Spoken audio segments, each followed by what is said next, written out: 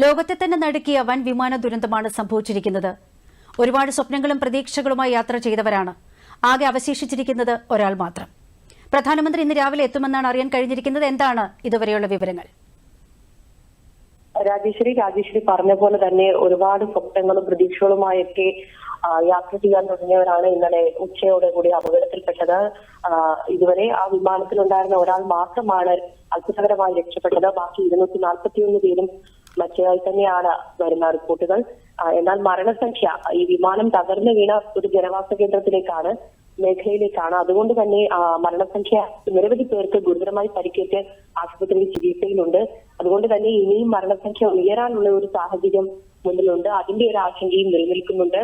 അതുപോലെ തന്നെ നമുക്കറിയാം, കഴിഞ്ഞ ദിവസം ഉച്ചയ്ക്ക് 1:30 ശേഷമായിരുന്നു ഇതുപോലെ അഹമ്മദാബാദ് വിമാനത്താവളത്തിൽ നിന്ന് പറന്നുയർന്ന ബോയിംഗ് വിമാനം ഒരു 5 മിനിറ്റ് പറന്നതിന് ശേഷം തന്നെ താഴേക്ക് പതിച്ചതും കത്തി അമർന്നതും. ഏതായാലും വലിയ ദുരന്തം രാജ്യം കണ്ടിട്ടുള്ളതിൽ ഏറ്റവും വലിയ വിമാന ദുരന്തങ്ങളിൽ ഒന്ന് തന്നെയാണ് ഇന്നലെ ഉണ്ടായത്.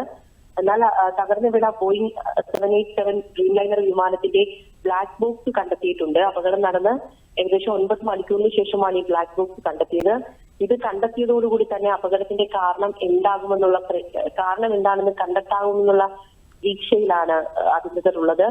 വിമാനത്തിന്റെ പിൻഭാഗം ഇന്നലത്തെ ദൃശ്യങ്ങളെല്ലാം നമ്മൾ കണ്ടതാണ്. വിമാനത്തിന്റെ പിൻഭാഗം തൊട്ടടുത്ത് തന്നെ ഉണ്ടായിരുന്ന ഒരു മെഡിക്കൽ കോളേജിന്റെ ഹോസ്റ്റൽ കെട്ടിടത്തിന് മുകളിലേക്കൊക്കെ വീണതിന്റെ ഭാഗമായി അത് കത്തിയിട്ടില്ലായിരുന്നു, കത്താതെ അവശേഷിക്കുന്നുണ്ട്. അതുകൊണ്ട് തന്നെയാണ് ബ്ലാക്ക് ബോക്സ് വളരെ പെട്ടെന്ന് തന്നെ കണ്ടെടുക്കാനായത്. അന്വേഷണ ഉദ്യോഗസ്ഥരാണ് ഇന്നലെ തന്നെ ബ്ലാക്ക് ബോക്സും കണ്ടെടുത്തത്. ഈ ബ്ലാക്ക് ബോക്സ് പരിശോധിച്ചു കഴിഞ്ഞാൽ നമുക്ക് അവസാന പൈലറ്റുമാർ സംസാരിച്ചത് ഉൾപ്പെടെയുള്ള കൃത്യമായ വിവരങ്ങൾ കണ്ടെത്താൻ പറ്റും. എന്തെങ്കിലും സാങ്കേതിക തകരാറുണ്ടായിരുന്നോ എന്നുള്ളതും ഈ ബ്ലാക്ക് ബോക്സിലൂടെ തന്നെ അറിയാൻ കഴിയും. ഏതായാലും ഈ മരിച്ചവരുടെ മൃതദേഹങ്ങൾ ഇപ്പോൾ തൊട്ടടുത്ത് തന്നെയുള്ള സിവിൽ ആശുപത്രിയിലുണ്ട്.